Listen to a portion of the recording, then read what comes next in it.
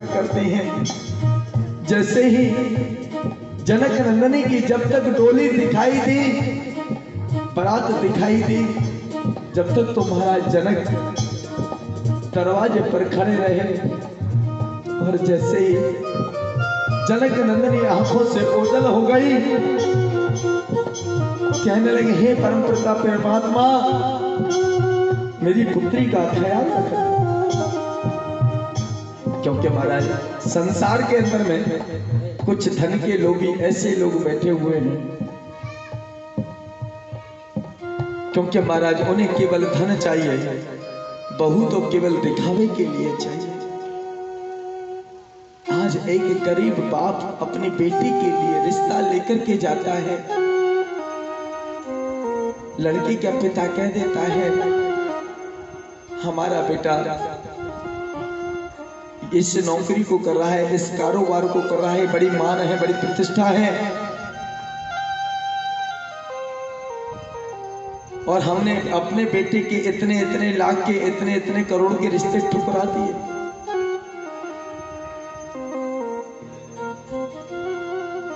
अगर आप अपनी बेटी का विवाह हमारे बेटे के साथ करना चाहते हैं तो इतना रुपया आपको देना पड़ेगा।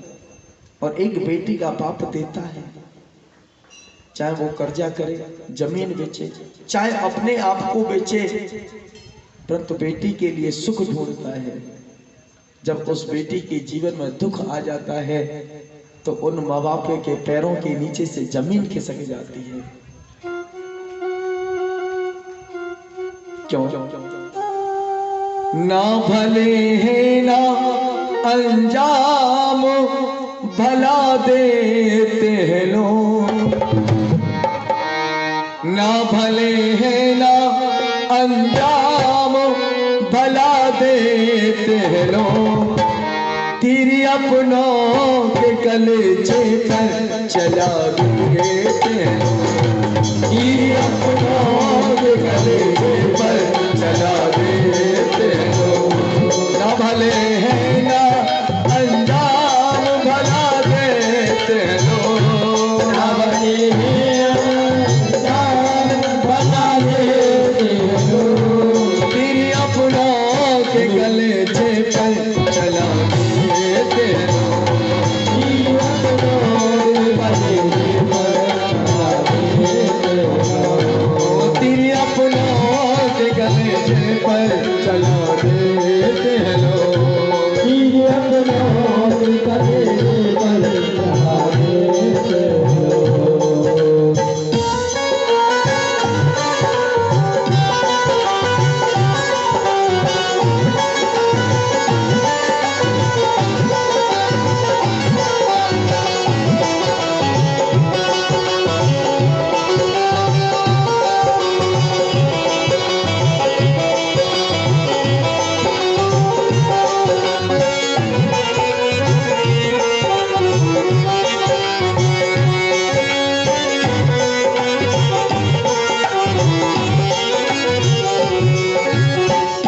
कैसा है इनका चलन, हे प्रभु तुमको नमन, कैसा है इनका चलन, हे प्रभु तुमको नमन, कैसा है इनका चलन, हे प्रभु तुमको नमन, कैसा है इनका चलन, हे प्रभु तुमको नमन। बेटी निर्धन की तो चिंता जला देते हैं लोग, तो चिंता जला देते हैं लोग, तेरी अपनों के कलेजे पर चला देते हैं लोग, तेरी अपनों के कलेजे पर चला देते हैं लोग। ना भले है ना अंजाम भला देते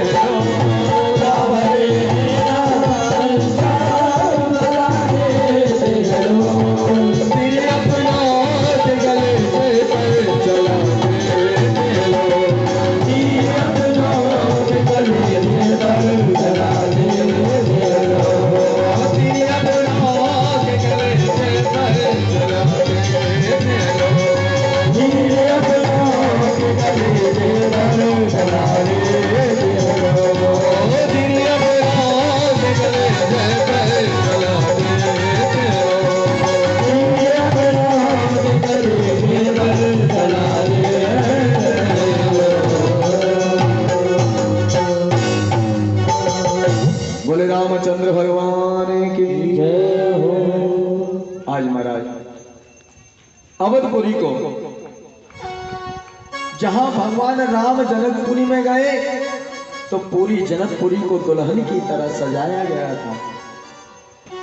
और आज अवधपुरी में चार चार दुल्हन आ रहे हैं, चार चार दूल्हा आ रहे हैं, तो पूरी अयोध्यापुरी को दुल्हन की तरह सजाया गया। बंदरवान लगाए लाखों नर नारी माता जानकी जी के स्वागत के लिए दरवाजे पर खड़े हुए हैं। आहा, तीनों माताओं ने अपनी चारों पुत्र वधुओं का कितना सुंदर स्वागत किया। दरवाजे पर तीनों माताएं आरती का थाल लेकर के खड़ी हैं। क्यों? कि माता जानकी जी स्वयं लक्ष्मी का अवतार है। क्योंकि महाराज अपने घर में जब पुत्र वधु आती है तो उसे लक्ष्मी का अवतार माना जाता है। परंतु आजकल तो सब उल्टा हो रहा है, क्योंकि लक्ष्मी तो बाद में आए, पहले नोटों की गट्टी जेब में आ जाए। बोले जय जय सीता। हाँ, बोले कि जब तक कागज के टुकड़े तुमको नहीं मिलोगे, जब तक आप अपने गृह लक्ष्मी को लेकर के नहीं आएंगे। आज महाराज चारों पुत्र वधुओं का तीनों माता भव्य स्वागत करती हैं। पूरी अयोध्यापुरी दुल्हन की तरह सज रही है। क्योंकि महाराज जिस अयोध्यापुरी के अंदर में स्वयं माता लक्ष्मी पुत्र वधु के रूप में पधारी हो, तो महाराज वो तो पूरी अयोध्या दुल्हन की तरह सजेगी सजेगी। आज महाराज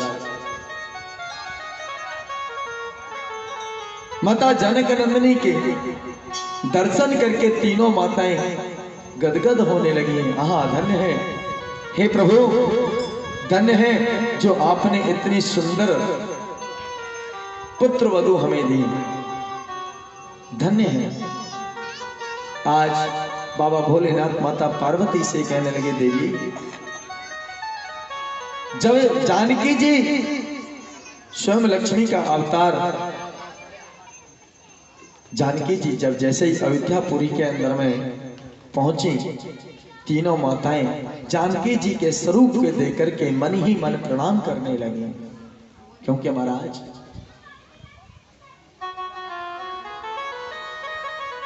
जो सासू मां अपनी पुत्र वधु को बेटी मान करके चलती है, बेटी की तरह सम्मान देती है, उस घर से कभी भी लक्ष्मी जी नाराज होकर के नहीं जाती।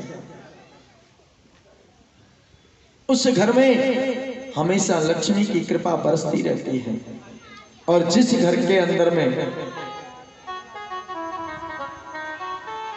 पुत्र वधु का सम्मान नहीं है, उस घर से लक्ष्मी धीरे धीरे किनारा करती चलती है। परंतु यहाँ पर महाराज जनक ने जानकी जी को एक एक बात समझा करके भेजी थी, बेटी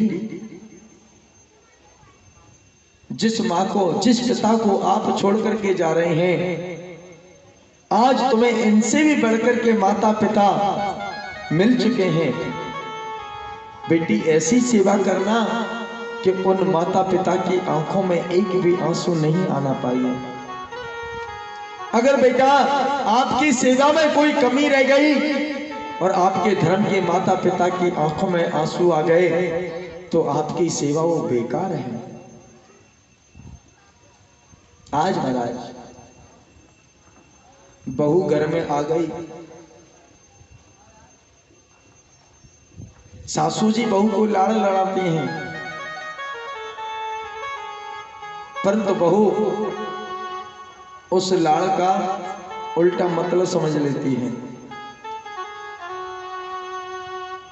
जिस तरीके से सासू मां बहू को दुलार करती है, प्यार करती है, इसी तरीके से बहू को भी अपनी सासू को धर्म की माता समझ करके प्रेम करना चाहिए, दुलार करना चाहिए, मिलजुल करके परिवार में रहना चाहिए।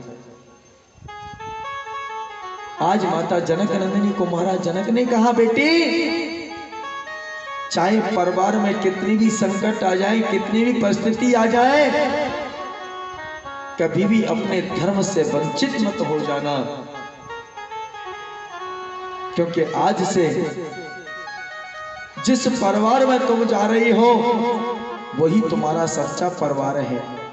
जिसे छोड़ करके जाते हैं वो झूठा परिवार है, जिस परिवार में जाकर के मिलते हैं वो सच्चा परिवार है।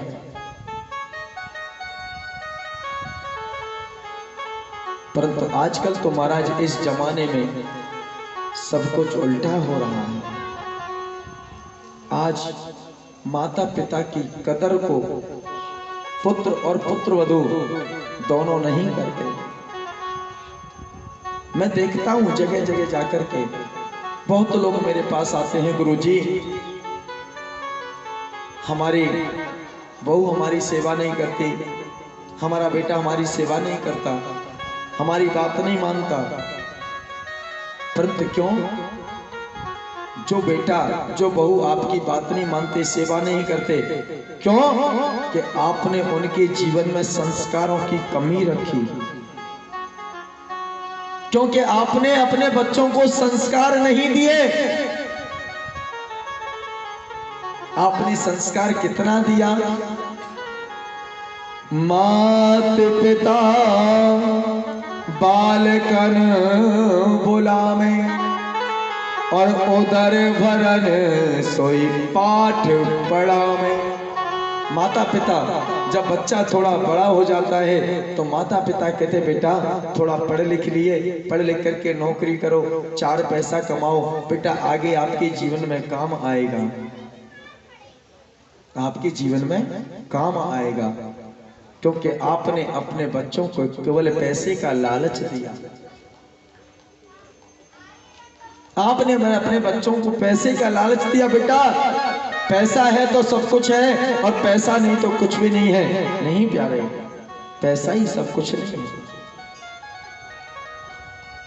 बच्चों को भक्ति के मार्ग पर चलाओ, भक्ति की रास्ता पर चलाओ। बेटा सुबह जल्दी उठो, क्योंकि हमारे जो राघव जी हैं प्रातः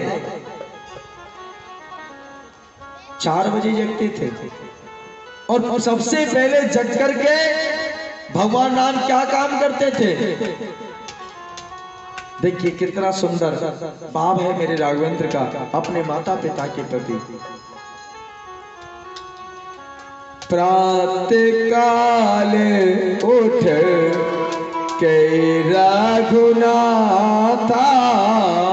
प्रातः काल उठ के रघुनाथा, प्रातः काल उठ के रघुनाथा, प्रातः काल उठ के रघुनाथा, प्रातः काल उठ के रघुनाथा, प्रातः काल उठ के रघुनाथा, मात पिता गुरु नावहि माता, मात पिता गुरु नावहि माता, अरे मात पिता गुरु नावहि माता, मात पिता गुरु नावहि माता, और प्रातः काल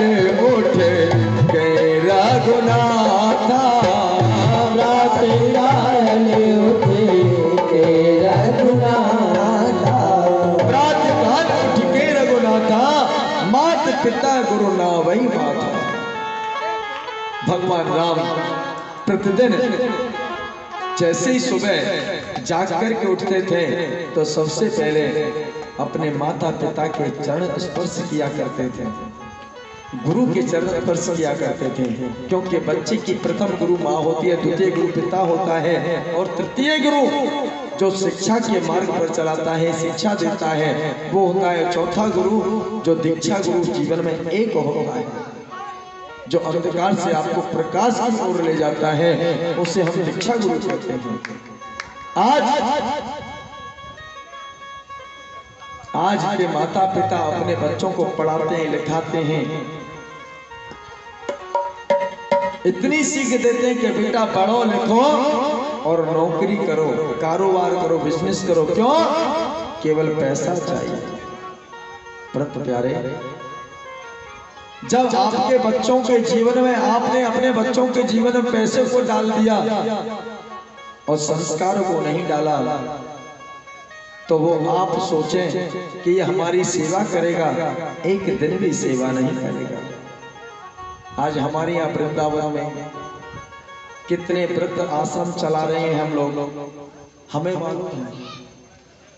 जब हम उन माताओं से पूछते हैं, उनके माताओं से पूछते हैं, हे माताओं, आपके परिवार में कौन कौन लोग रहते हैं, कैसे कैसे रहते हैं, क्या व्यवहार है? बोले महाराज जी आप समझ ही चुके हैं कि हमारे परिवार में कैसे कैसे लोग रहते हैं। क्यों? कि आज माता पिता को बेटा और बहू घर से निकाल देते हैं। क्यों? कि उनके हाथ पैरों में शक्ति नहीं है। जो उनके पास धन था वो तो छीन लिया जाता है। और माता पिता जैसे पुत्र वधू और पुत्र बना हो जाता है, पुत्र वधू घर में आ जाती है, तो माता पिता पहले उसको मालकिन बना देते हैं। महाराज, सेवा उन्हीं लोगों की होती है, सेवा उन्हीं लोगों की होती है जिनके पास में कुछ जमा पूंजी है। जिनके पास कुछ नहीं है उनकी कोई सेवा नहीं है। महाराज, इसलिए हमारे संत महापुरुष इस भूमि पर किसी ना किसी रूप में अवतार लेकर के आते हैं और समझाते हैं, उपदेश देकर के जाते हैं कि जीवन के अंदर में अपने बच्चों में संस्कार डालो, अपने बच्चों को भक्ति के मार्ग पर चलाओ। एक समय की बात है महाराज कि एक मौलवी साहब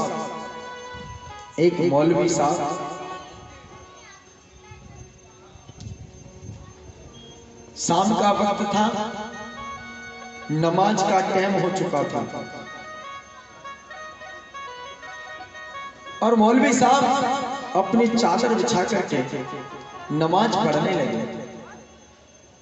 जब नमाज पढ़ने लगे, इधर में क्या हुआ कि एक लड़की किसी लड़के से प्रेम करती थी और वो लड़का उस लड़की का बेसब्री से इंतजार कर रहा था और वो लड़की भी उस लड़के से मिलने के लिए बेचैन थी। जैसे ही एक दूसरे के मन की डोर, प्रेम की डोर बंधी, वो लड़की दौड़ती दौड़ती उस लड़के से मिलने के लिए जा पहुंचती है। जैसे ही पहुंची तो उस लड़की का एक पैर जो मौलवी साहब नमाज अदा कर रहे थे उनकी चादर पर रख गया। मौलवी साहब नमाज पढ़ रहे थे,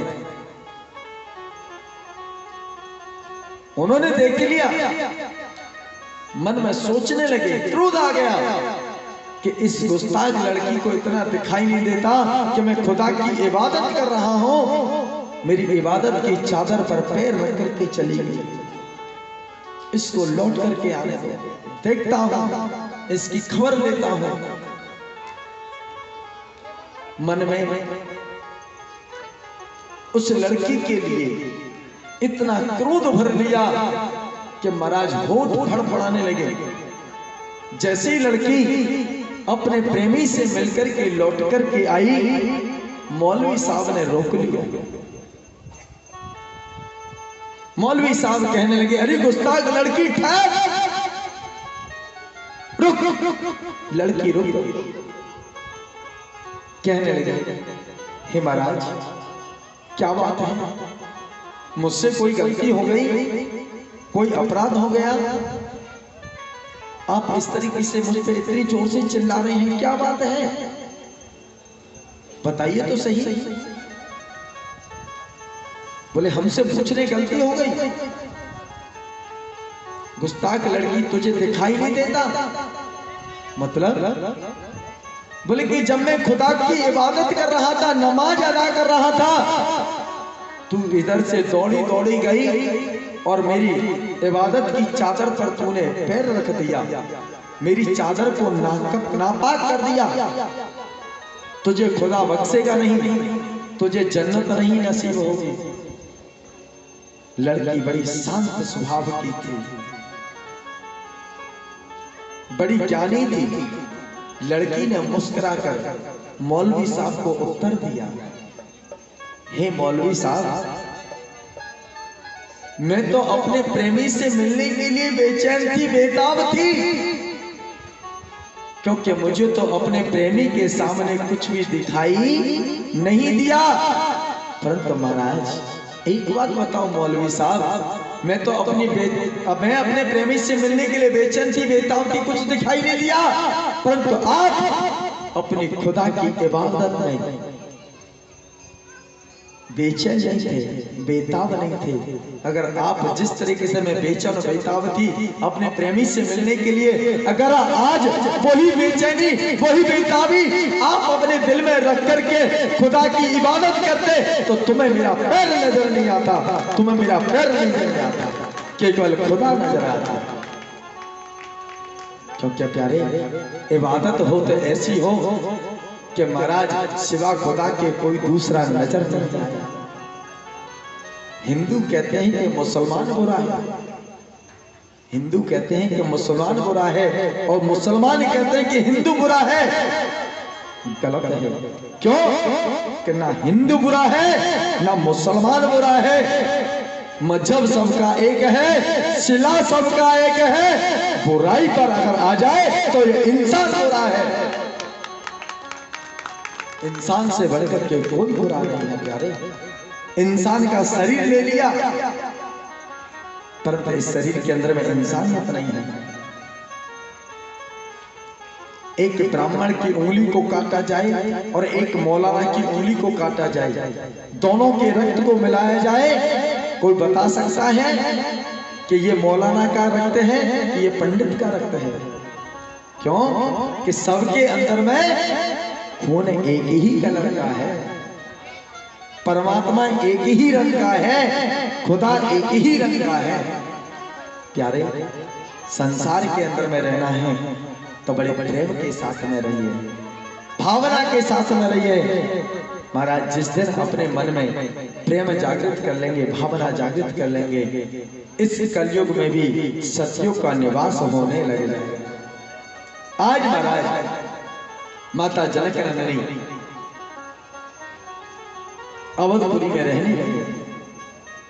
महाराज दशरथ जी ने आज गुरु वशिष्ठ जी को बुलाया और गुरु वशिष्ठ जी को बुलाकर के कहा, हे महाराज गुरु वशिष्ठ जी, देखिए हमारा चौथापन आ चुका है और अब तो राम का विवाह भी हो चुका है, राम राजा बनने के योग्य हो चुके हैं। एक काम कीजिए, सुंदर सा मुहूर्त निकालिए और राम के राज तिलक की तैयारी कीजिए। जैसे ही माता कौशल्या, माता कैकेयी, माता सुमित्रा, अवधपुर वासियों को मालूम पड़ा कि राम राजा बनने वाले हैं, राम जी का राज तिलक होने वाला है, राम जी का राज तिलक होने वाला है, सारी अयोध्यापुरी में खुशी होने लगी, क्योंकि आज हमारे राम जी राजा बनेंगे। परंतु महाराज परमात्मा की लीला को कौन जान सकता है?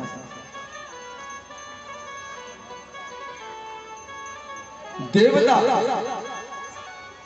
मन में विचार करने लगे, अगर राम राजा बन गए तो इस पृथ्वी पर जितने भी राक्षस हैं उन राक्षसों का विनाश कौन करेगा? आज देवताओं ने माता सरस्वती की आराधना की, माता सरस्वती प्रकट हुई और कहने लगे सभी देवता, हे माता सरस्वती आप एक काम कीजिए। बोले क्या? बोले कि आप कुछ समय के लिए अयोध्यापुरी में पहुंच जाइए और जाकर के जो केकई की दासी है जिसका नाम है मंथरा, मंथरा की जिब्या पर निवास कर जाइए। और जो राम राजा बनने वाले हैं उन राम को राजा मत बनने देना, क्योंकि महाराज अगर कोई व्यक्ति ज्यादा पद पा लेता है, ज्यादा मान पा लेता है, ज्यादा प्रतिष्ठा पा लेता है तो लोगों को जलन होने लगती है, ईर्ष्या होने लगती है। क्योंकि आज के समय में लोग अपने दुख से दुखी नहीं है, केवल सामने वाले पड़ोसी के सुख से दुखी है कि ये कैसे अच्छा खा रहा है, कैसे अच्छा पी रहा है, कैसे अच्छा जी रहा है। हाँ, आज देवताओं को भगवान राम की खुशी बर्दाश्त नहीं हुई तो माता सरस्वती को मंत्रा की जिब्या पर बिठा करके अवधपुर के महलों में निवास दे दिया। मंत्रा आई, आज माता केकई अपने रंग महल में अपने कक्ष में श्रृंगार कर रही थी। मंत्रा ने आकर के कहा, अरे रानी केकई, आज तो बड़ा सज धज करके श्रृंगार कर रही हैं, क्या बात है? अरे दासी, तुझे पता नहीं है आज मेरा राम राजा बनने के लिए जा रहा है,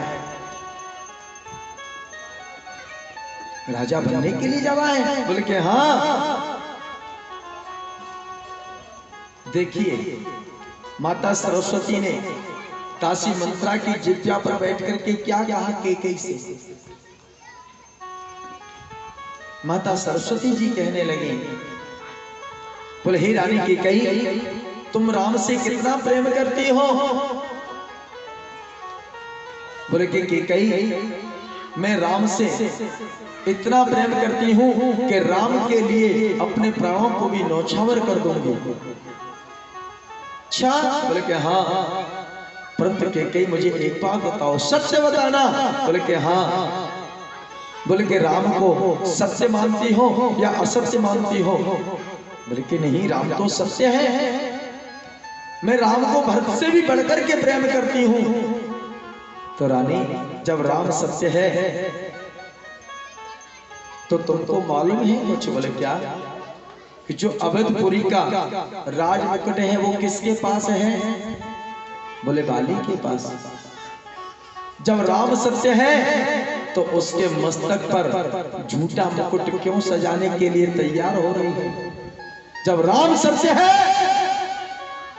तो राम के मस्तक पर ही सत्यता का मुकुट सजना चाहिए।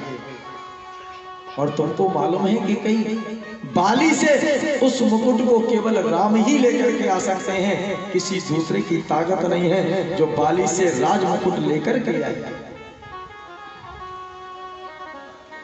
महाराज केकई को याद आ गया, कहने लगी केकई मंत्रा से, दासी अब मैं करूं तो करूं क्या? बोले याद करो उस समय को जब देवासुर संग्राम हुआ था, तो महाराज दशरथ के साथ में आप देवासुर संग्राम में स्वयं रथवान बनकर के लड़ी थी। जब रथ के पहिए की कील निकल गई तो आपने अपनी उंगली को फंसा दिया था और महाराज दशरथ के प्राणों को बचाकर के लेके आई थी। तो महाराज दशरथ ने आपसे कहा था कि रानी, आप कुछ मांगना चाहती हो तो मांग लीजिए, एक नहीं दो चीज मांग लीजिए, दो वरदान मांग लीजिए। तो आपने कहा था कि महाराज समय आने पर मांग लूंगी, मेरे पास आपका दिया सब कुछ है। दासी फिर बोले कि आज वो समय आ चुका है। क्यों? कि अगर तुम सत्य से राम से प्रेम करती हो तो तुम्हें राम के लिए वनवास मांगना पड़ेगा। जब तक राम वाली को मार करके सत्य का मुकुट नहीं लेकर के आओगे तो आपके मन में राम के प्रति श्रद्धा भाव खत्म होता चला जाएगा। क्योंकि परमात्मा सत्य है, उसकी लीला सत्य है, उसके वचन सत्य है। आज बोले राम के लिए 14 वर्ष का वनवास मांगो और भरत के लिए राजगद्दी मांगो। इतनी बात कहकर के दासी मंत्रा वहां से चली जाती है। आज महाराज जो केकई श्रृंगार कर रही थी, सज रही थी, उसी कैकेयी ने सारे श्रृंगार को बखेर दिया।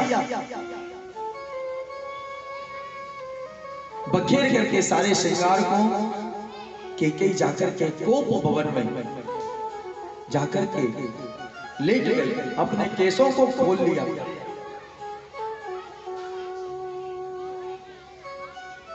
और जाकर के लेट गई।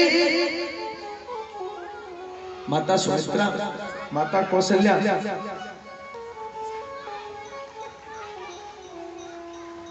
माता सुमित्रा, माता कौशल्या दोनों सज करके महाराज दशरथ के पास पहुंची। महाराज दशरथ से जाकर के कहा, हे स्वामी, हमें तो कैकेयी बहन दिखाई नहीं देती, हम उनके कक्ष में देख करके आई हैं, कैकेयी कक्ष में नहीं है। महाराज दशरथ गए, जाकर के देखा वास्तव में कैकेयी कक्ष में नहीं है।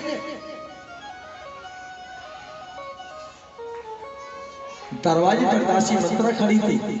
महाराज दशरथ ने पूछा, दासी, रानी कैकेयी कहाँ है? बोले महाराज, रानी कैकेयी कोप भवन में पड़ी है।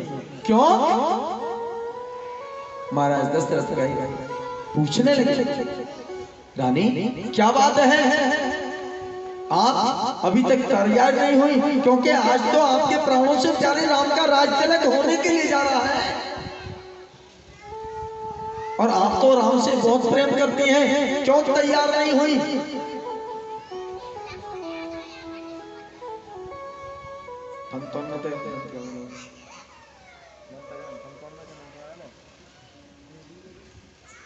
कैसे तैयार नहीं हुई आप?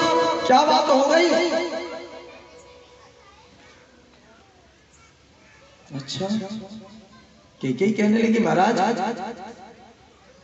मुझे तैयार नहीं होना, आप राम का राज तिलक कर दीजिए, मैं राज तिलक में सम्मिलित नहीं हूं। क्यों रानी?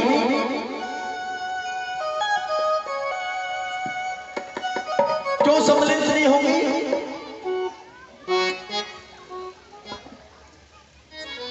क्यों?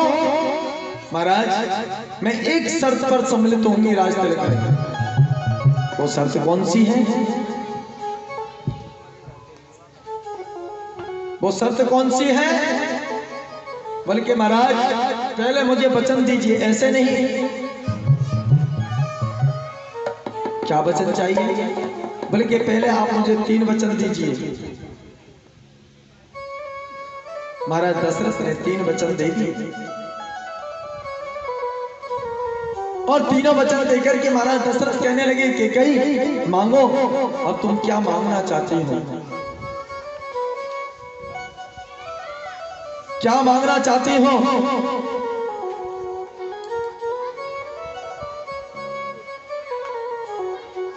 बल्कि महाराज, अगर आप मुझे देना ही चाहते हैं जो आपने मुझसे कहा था देवासुर संग्राम में 2 वरदान देने के लिए, आज मुझे वो दोनों वरदान चाहिए। बस इतनी सी बात। बोले हाँ महाराज। कैकेयी, तुम अपने राम के लिए सजो, क्योंकि आज तुम्हारा पुत्र राम राजा बनने के लिए जा रहा है। 1 नहीं, 2 नहीं, मैं आपको 4 वरदान नहीं महाराज, मुझे 2 वरदान चाहिए। कहने लगे दशरथ जी महाराज, रानी मांगो, क्या मांगना चाहती हो? बोले महाराज,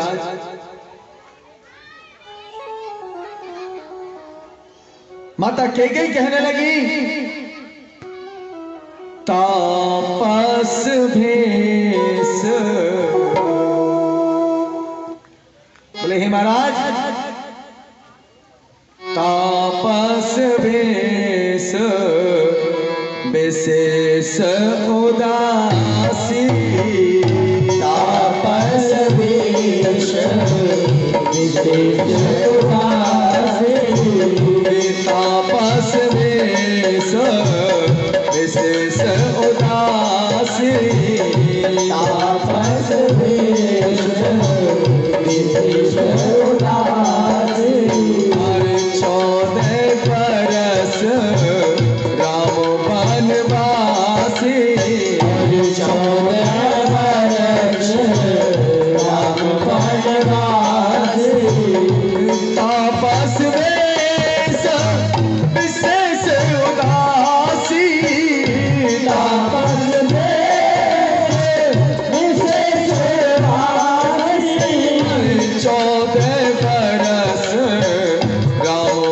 बनवास, 14 वर्ष राम बनवास, तापस वेश विशेष उदासी, 14 वर्ष राम बनवासी। महाराज पहले वरदान में मुझे 14 वर्ष के लिए राम का वनवास चाहिए। महाराज दशरथ जी कहने लगे, रानी जिस राम को तुम प्राणों से ज्यादा प्यार करती थी, क्या उस राम को तुम बन जाते देख सकती हो? और महाराज दूसरा वरदान, मुझे अपने भरत के लिए राजगद्दी चाहिए। रानी तू मुझे भरत के लिए राजगद्दी दे देता हूं, परंतु मेरे राम के लिए वनवास मत मांग। जैसे ही महाराज दशरथ ने सुना कि आज कैकेयी तूने ये क्या मांग लिया,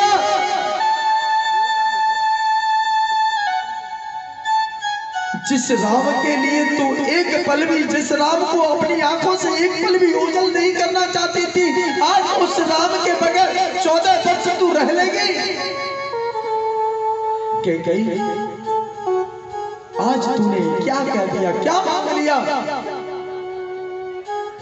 कैकेयी इसके बदले तू और कुछ मांग ले, परंतु मैं राम को वनवास नहीं दे सकता।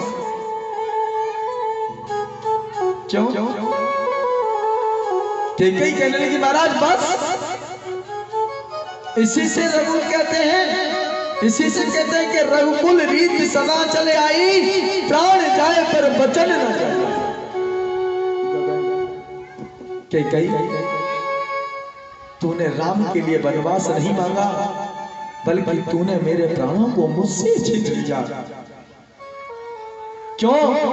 कि मैं राम के बगैर एक पल भी नहीं रह सकता, क्यों? राम मुझे अपने प्राणों से ज्यादा प्यारा है। महाराज दशरथ जी कहने लगे कि कहीं तूने लूट लिया दशरथ के खजाने को, और कैकेयी तूने लूट लिया दशरथ के खजाने को, लूट लिया दशरथ के खजाने को। ओ तू तरस जाएगी रानी, ओ तू तरस जाएगी रानी, और तू तरस जाएगी रानी, मांग अपनी सजाने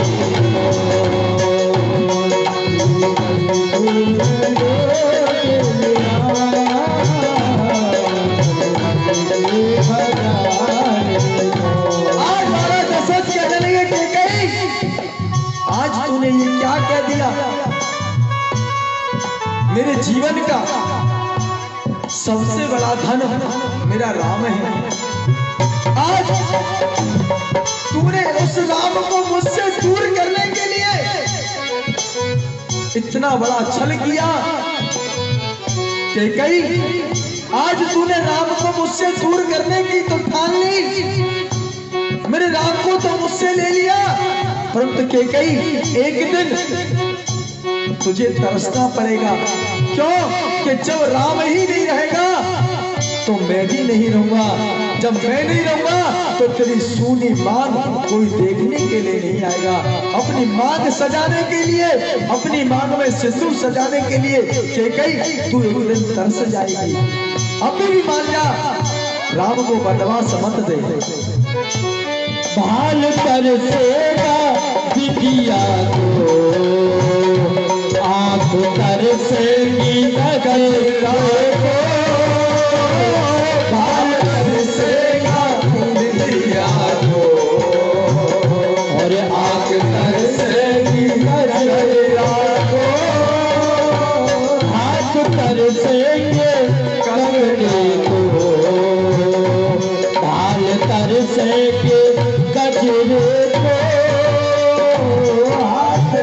से कमरे को और बाल तर से गजरे को तू तरस जाएगी रानी तू तरस जाएगी रानी तू तरस जाएगी रानी सबसे मिलने मिलाने को तूने रोक लिया दशरथ के खजाने को।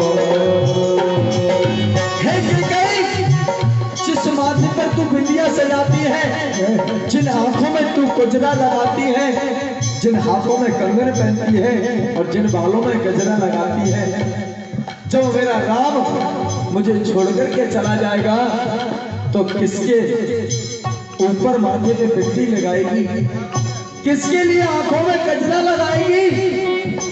क्योंकि मेरा प्राण जब तन से निकल जाएगा, क्योंकि मेरा प्राण तो केवल मेरा राम है।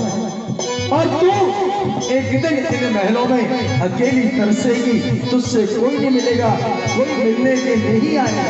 मार पाई न तू मन को तूने जाना है धन जन को मार पाई न तू मन को तूने जाना है धन जन को रब तुमके जीवन को राम भेजे है बन बन को जीवन को राम भेजे है बन बन को तरस जाएगी के कई तरस जाएगी के कई तू तरस जाएगी के कई सीधा नरक में जाने को तुमने रोक लिया दशरथ का जाने को तू तरस जाएगी रानी तू तरस जाएगी रानी तू तरस जाएगी रानी हमारा मन सजाने को तुमने रोक लिया दशरथ के खजाने को। महाराज दशरथ कहने लगे कि कई मैं अब भी तुझसे कहता हूँ राम को वन मत भेज। अगर राम वन में चले गए तो ये पूरी अयोध्या नगरी सोनी हो जाएगी, क्योंकि जब तक अयोध्या में राम है, जब तक तो अयोध्या सनात है, अर्थात राम को जाने के बाद ये अयोध्या एक अनाथ हो जाएगी, ये अयोध्या एक अनाथ हो जाएगी। कैकेयी, आज मेरी बात मान ले, इस अयोध्या को अनाथ मत कर, सनाथ रहने दे, राम को मत जाने दे। राम प्राणों से प्यारे मेरे और नैनों के तारे मेरे राम प्राणों से प्यारे मुझे और नैनों के तारे मेरे राम प्राणों से प्यारे मेरे और नैनों के तारे मेरे राम प्यारों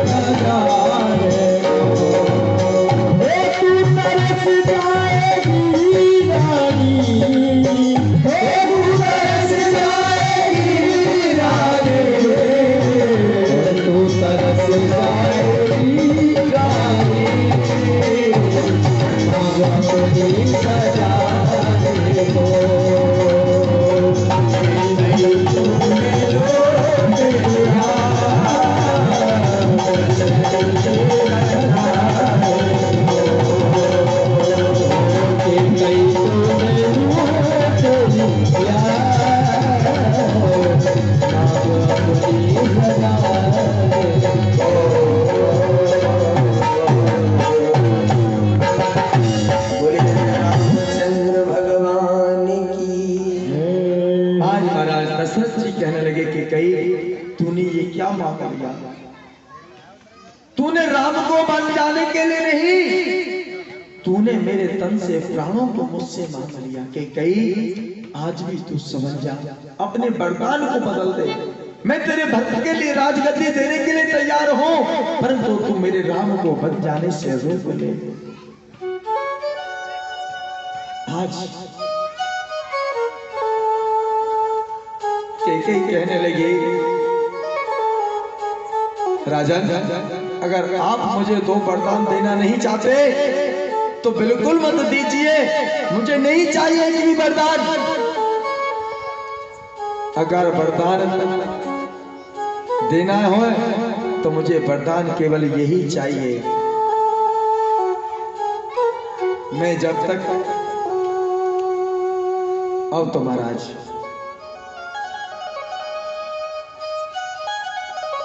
भगवान राम को मालूम पड़ा, क्योंकि ये लीला तो सब परमात्मा की थी, क्योंकि बिना परमात्मा की लीला के पत्ता भी नहीं हिल सकता। भगवान को मालूम पड़ा। महाराज दशरथ ने प्रभु राम को बुलाया। महाराज सुमंत जी राम को बुला करके लाए। महाराज दशरथ पृथ्वी पर बेहोश पड़े हुए हैं, अचेत निद्रा में। जैसे ही राम आए, पिताजी को प्रणाम किया। पिताजी प्रणाम। पिताजी बताओ मुझे कैसे बुलाया, और आपकी ये दशा, आपकी ये हालत कैसे हुई, क्या बात हुई, बताओ तो सही। आज महाराज दशरथ मेरे राघवेंद्र को सीने से लगा करके बिगलक बिलक करके रोने लगे। हे राम, आज तेरी माता ने मेरे सब कुछ खजाने को लूट लिया। हे राम, इस अवध को आप अनाथ होने से बचा लो। भगवान राम कहने लगे, पिताजी आप ये क्या कह रहे हैं? ऐसा कौन सा खजाना है जो मेरी माता ने तुमसे लूट लिया? माता क्या बात है, और आपकी ये दशा? बोले राम, आप अपने पिता से बात कीजिए, मुझसे बात मत कीजिए। कैकेयी ने एकदम से मुख मोड़ दिया। क्यों? क्योंकि कैकेयी कभी राम से झूठा प्रेम नहीं करती थी, कैकेयी राम से सच्चा प्रेम करती थी। क्योंकि महाराज भक्ति में दिखावा नहीं किया जाता, जो भक्ति में दिखावा करते हैं वो कभी भक्त नहीं बन सकते। आज कैकेयी ने अपने प्राणों पे इतना कठोर पत्थर रखा। पूछिए, जब राम के लिए 14 वर्ष का वनवास उस कैकेयी ने मांगा तो उसने अपने सीने पर कितना कठोर पत्थर रखा, जो कि राम के लिए 14 वर्ष का वनवास मांगा। जो कैकेयी राम को अपने प्राणों से ज्यादा प्रेम करती थी, प्राणों से ज्यादा दुलार करती थी, आज उसी माता कैकेयी ने राम के लिए 14 वर्ष का वनवास मांगा।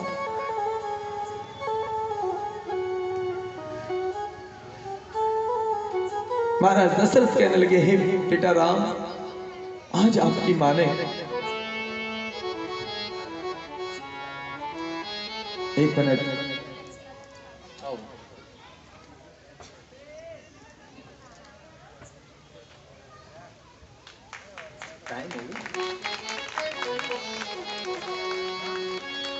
राजा रामचंद्र भगवान की जय। आज महाराज दशरथ जी प्रभु राम से कहने लगे, हे राम, आज आपकी मां ने तुम्हारे लिए 14 वर्ष का वनवास मांगा है और अपने पुत्र भरत के लिए राजगद्दी मांगी है। भगवान राम कहने लगे, पिताजी फिर इसमें क्या बात हो गई? आपकी ये दशा कैसे हुई राम? अगर तुम अयोध्या से चले गए तो मेरे प्राण जीवित नहीं रहेंगे। क्यों? कि दशरथ जी को श्रवण कुमार के माता पिता का श्राप याद आ गया।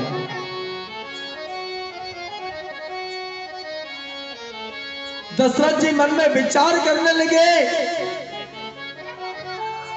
आज जिस अंधी अंधा ने मुझे श्राप दिया था, आज उसी के कारण मेरा राम मुझसे दूर जाएगा, क्योंकि उन्होंने श्राप दिया था श्रवण कुमार के माता पिता ने कि हे राजा दशरथ, जिस तरीके से आज हम अपने पितृ के वियोग में तड़प तड़प के हमारे प्राण निकलेंगे, एक दिन तेरे भी प्राण इसी तरीके से अपने पुत्र के वियोग में निकलेंगे तड़प तड़प के। आज राजा दशरथ को वो बात याद आ गई। आज माता कौशल्या को मालूम पड़ा कि राम राजा नहीं बनेंगे, क्योंकि राम बन जा रहे हैं माता कौशल्या के कक्ष में। जैसे ही राम पहुंचे, माता कौशल्या कहने लगी, हे पुत्र राम, आप बन मत जाइए, हम आपको बन नहीं जाने देंगे। बेटा, मैं तुम्हें बन नहीं जाने दूंगी, मैं कैकेयी को समझाऊंगी, मैं तुम्हें बन नहीं जाने दूंगी। भगवान राम माता कौशल्या से कहने लगे, कितना सुंदर भाव है महाराज।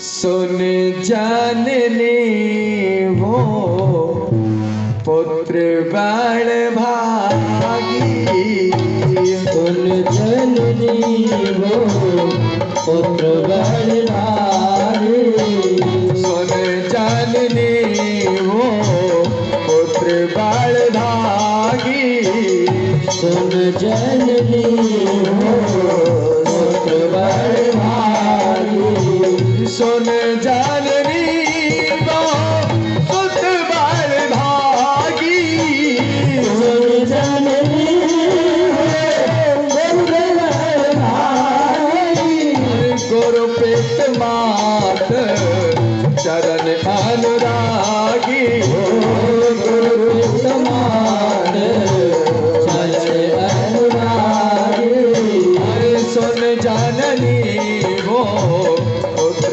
बाण भागी, सुन जननी वो पुत्र बाण भागी। माता कौशल्या ने प्रभु राम से कहा, बेटा राम, मैं तुम्हें बन नहीं जाने दूंगी, मैं कैकेयी को समझाती हूं। नहीं मां, सुन जननी वो पुत्र बड़ भागी, गुरुप्रीत मात चरण अनुरागी। माता, संसार में वो सबसे बड़ा सौभाग्यशाली पुत्र है जो कि अपने माता पिता का वचनों का पालन करता है, गुरुजनों के वचनों का पालन करता है। माता, नहीं, आप मेरी माँ से कुछ मत कहना, माता कैकेयी मुझे आपसे भी ज्यादा प्रेम करती है। माता, तुम्हें नहीं मालूम, माता कैकेयी ने मुझे कहाँ का राजा बनाया है। बोले, कहाँ का राजा बनाया? कैकेयी ने तो तुम्हें बनवा में नहीं। माता, राजा दो प्रकार का होता है, एक नगर का राजा और दूसरा जंगल का राजा। मेरे भ्राता भरत के लिए नगर का राज माता कैकेयी ने मांगा, परंतु मेरे लिए तो सबसे बड़ा राज मांगा, क्योंकि माता कैकेयी ने मुझे जंगल का राज प्रदान किया है। माता कैकेयी जितना मुझसे प्रेम करती है, उतना प्रेम मुझसे कोई नहीं कर सकता महाराज। आज भगवान राम बन जाने की तैयारी करते हैं। जैसे भगवान राम बन जाने की तैयारी करते हैं, लखन लाल जी को मालूम पड़ा कि आज मेरे प्रभु राम बन जा रहे हैं। दौड़े दौड़े आए, हे स्वामी, मैं आपके बगैर अयोध्या में नहीं रह सकता, जहां स्वामी रहेंगे वहां सेवक रहेगा, और बिना स्वामी के सेवक कैसे रह सकता है महाराज। राम जी लखन लाल जी को समझाते हैं, नहीं भ्राता रकम, एक काम करो, हम आप पर एक जिम्मेदारी छोड़ करके जा रहे हैं। क्यों? कि भ्राता भरत और शत्रुघ्न तो अपनी नंसार में गए हैं, वो तो यहाँ है नहीं, वो तो ननिहाल में है। जब तक आप माता पिता की सेवा करना। बोले, नहीं स्वामी, मैं आपकी सेवा के बगैर, आपके दर्शनों के बगैर एक क्षण भी नहीं रह सकता। एक क्षण भी नहीं रह सकता। आज तो महाराज लखन लाल जी चलते हैं भगवान राम के साथ में, और जैसे ही माता जानकी को मालूम पड़ा, माता जानकी के हाथों की मेहंदी नहीं छूटी थी महाराज। आज माता जानकी विवाह होकर के आई, हाथों की मेहंदी नहीं छूटी। माता जानकी को मालूम पड़ा कि मेरे स्वामी बन जा रहे हैं। माता जानकी जी हाथ जोड़ करके निवेदन करने लगे, हे स्वामी मैं भी आपके साथ में बन चलूंगी। भगवान राम कहने लगे, हे प्रिय जानकी जी आप हमारे साथ बन मत चलिए। क्यों? अगर आप हमारे साथ बन जाएंगी तो हमारे माता पिता की सेवा कौन करेगा? माता जानकी जी कहने लगी, हे स्वामी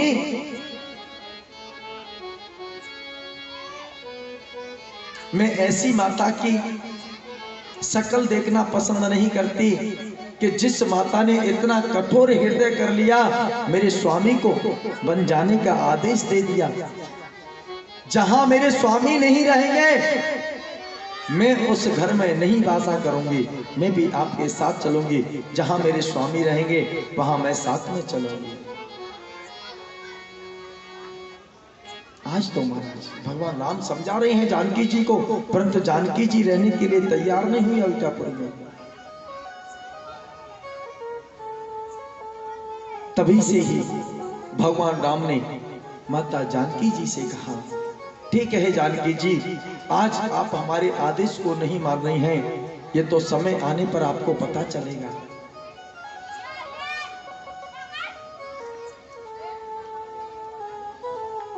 आज भगवान राम, लक्ष्मण और माता जानकी तीनों माता कैकेयी के पास आ जाते हैं, और कैकेयी के पास आकर के तीनों माता कैकेयी से बन जाने के लिए आज्ञा मांगते हैं। बन जाने के लिए आज्ञा मांगते हैं। भगवान राम कहने लगे, हे माता मुझे आज्ञा दीजिए कि मैं बन जाऊं, और माता मेरे पीछे से